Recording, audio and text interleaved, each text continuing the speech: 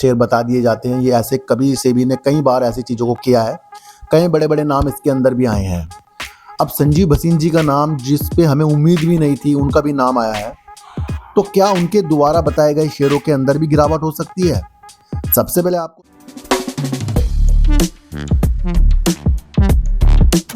हैं deep sir 6। कल जैसे मैंने आपके लिए सर संजीव भसीन जी के ऊपर एक वीडियो बनाई थी और वो आपको पता ही है कि सेबी उनकी जांच कर रहा है बाजार में कुछ धोखाधड़ी की, जो वो शेयरों के बारे में बताते थे, टारगेट बताते थे, उसके बारे में उन्होंने जो भी चीज़ें बताई वो मैंने आपको एक वीडियो के माध्यम से बताई थी कि भैया ये टारगेट वोडाफोन आइडिया का दे रहे हैं, ये रतन पावर इंडिया का दे रहे हैं, ये इंडिया बुल्स रियल एस्टेट का दे रहे हैं। पर उन चीज़ों के अगर आप समझो, उनके अंदर मैंने उनके फंडामेंटल के ऊपर भी वीडियो बनाई थी और मैंने कहा था कि भैया इंडिया बुल्स जो है रियल एस्टेट, मुझे उसका फंडामेंटल अभी थोड़ा सही नहीं लग रहा है। रतन पावर जो इंडिया का शेयर भागा जा रहा है, वहाँ पर प्रॉफिट बुकिंग आ सकती है, फंडामेंटल उसका भी कमज़ोर है। और जितनी भी उसके अंदर प्रॉफिट आया भैया 10,666 करोड़ का, क्या 914 करोड़ कंपनी सेल कर रही है और 10,666 करोड़ का प्रॉफिट आएगा, क्या ये लाजमी बहुत खुशी की बात थी? पर उस पैसे से वो अपनी चीज़ों को कर सकती है क्योंकि वो एक किसी अदर इनकम से आया है। दूसरा, जब शेयर ज़्यादा भाग जाता है तो वहाँ पर प्रॉफिट बुकिंग भी आती है। किसी व्यक्ति ने कहा कि आपने बताया था, आप बार बार बताते थे कि भैया आप संजीव भसीन जी ने ये टारगेट दिया। सर टारगेट तो सबको पता है वो तो, पर टारगेट के साथ साथ हम कंपनी के फंडामेंटल भी आपको बताते थे। देखो सर, अब आपको समझना है कि हमें किसी पर भी विश्वास नहीं करना है। ये तो मैं आपको पहले से ही बोलता हूँ कि विश्वास किसी पे ना करें, किसी के टारगेट के ऊपर उसके शेयरों को मत खरीदें वो जो बता रहा है। पहले भी कई बार ऐसा हो चुका है कि टीवी में कुछ और बोलते हैं और पहले किसी को कोई शेयर बता दिए जाते हैं। ये ऐसे कभी सेबी ने कई बार ऐसी चीज़ों को किया है। कई बड़े-बड़े नाम इसके अंदर भी आए हैं। अब संजीव भसीन जी का नाम जिस पे हमें उम्मीद भी नहीं थी, उनका भी नाम आया है। तो क्या उनके द्वारा बताए गए शेयरों के अंदर भी गिरावट हो सकती है? सबसे पहले आपको समझना है, आईआईएफएल जो फाइनेंस का शेयर है, आपको पता ही है वो आज गिर गया। वो इसी वजह से गिरा है क्योंकि उसके निदेशक के रूप में उनको हम जाना जाता था। पहले कहते थे कि भैया वो उनके मंडल में है वो, पर अब उनकी जो कार्य थी उनकी वो समाप्त हो चुकी है, तो अब है वो, ऐसा आईआईएफएल ने बताया। और आईआईएफएल ने ये भी बताया था कि सेबी उनकी जांच कर रहा है।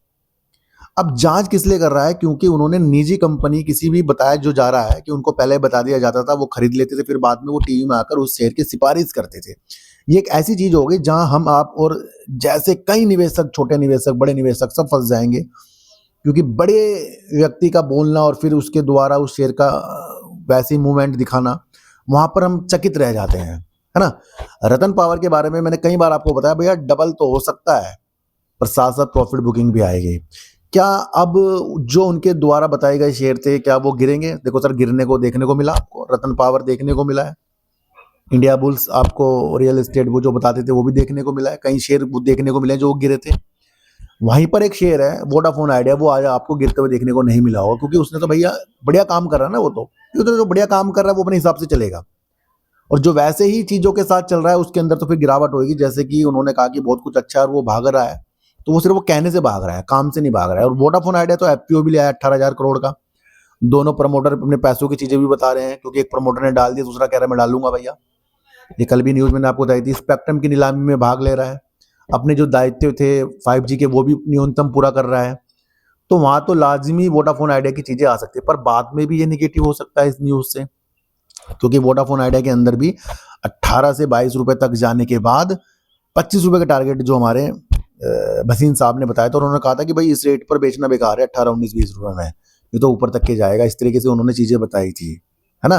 तो उन वजह से भी आपको समझना है कि भैया कोई भी यहाँ पर किसी पे भी आपको विश्वास नहीं करना है। आपको यकीन आज संजीव भसीन जी की चीजों के साथ हो गया, पर इसके अंदर अब आप समझना सेबी इसमें जांच कर रहा है। अभी जांच को पूरा होने दो, उसके बाद देखेंगे भैया क्या चीजें होती हैं। और अगर सही चीजें होगी, इन्वेस्टिगेशन अगर वो सेबी के द्वारा क्लियर हो गई सारी चीजें जो कर रहा है, तो वहां पर फिर संजीव भसीन जी के ऊपर बड़ी गाज भी गिर सकती है और उनके बताए हुए शेयरों के अंदर भी थोड़ी प्रॉब्लम आ सकती है। थोड़ा संभल कर चलना है ना भैया। मैं खरीदने बेचने की चीजें नहीं बता रहा हूँ, पर मैं ये बता रहा हूँ आपको संभल कर चलना है। और एक चीज, छोटी सी चीज मैं आपको और बता दूं सर, अपने मन मन में सोचते रहो, किसी का कभी बुरा नहीं करना है, भला ना कर सकें बुरा नहीं करना है। हमेशा सच्ची चीजें लोगों को बतानी है। अगर उस चीज को समझ के दूसरा व्यक्ति वर्क कर रहा है वो अलग बात है, आपको सच्चाई बतानी है।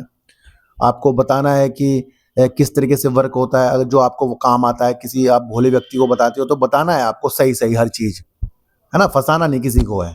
किसी भी सेक्टर की चीज़ें हों, झूठ नहीं बोलना है और सत्य की ओर चलना है, तो एक ऐसी चीज़ हो जाएगी हमारे साथ जो हमें अच्छा करके जाएगी, है ना? और अच्छे शेयरों में हमेशा नज़र रखिए, छोटे-मोटे शेयरों को थोड़ा दूर करिए और जो देश के साथ वर्क कर रहे हैं, अच्छे वर्क कर रहे हैं, उनकी तरफ हमारा दिमाग जाना चाहिए। बाज़ार की स्थितियाँ गिरावट की, उतार की चलती जा रही हैं, बजट की सारी तैयारी होती जा रही हैं। उसके अंदर देखना है कौन-कौन से शेयरों की तरफ हमारी नज़रें जाएँगी, वो सारी चीज़ें मैं आपको बताता ही रहता हूँ। दूसरा आपको बचना तो पड़ेगा भैया, ये जो हम फँस जाते हैं लोगों के चक्करों में, उससे बचना पड़ेगा। है ना? तो भैया टारगेट वाली चीज़ें सब बताकर जाएँगे, आपको क्या चीज़ें समझ में आ रही है, आपको वो समझना है। यहाँ से कोई भी टारगेट वाली वीडियो आपको नहीं मिलेगी।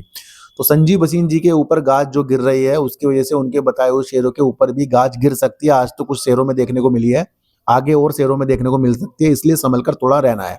खरीदने-बेचने की सलाह बिल्कुल भी नहीं है। किसी को अगर अडानी ग्रुप के बारे में समझना है कि अडानी क्या सुपर काम कर रहे हैं और क्या इन्फीबीम में आगे की दृष्टि हमारी है, वो सारी चीज़ मैंने आज आपको बता दी है। और रतन पावर इंडिया के ऊपर भी एक वीडियो बनाई है सार्थक बाजार से चैनल पर, कृपया उस चैनल को भी आप देख सकते हो।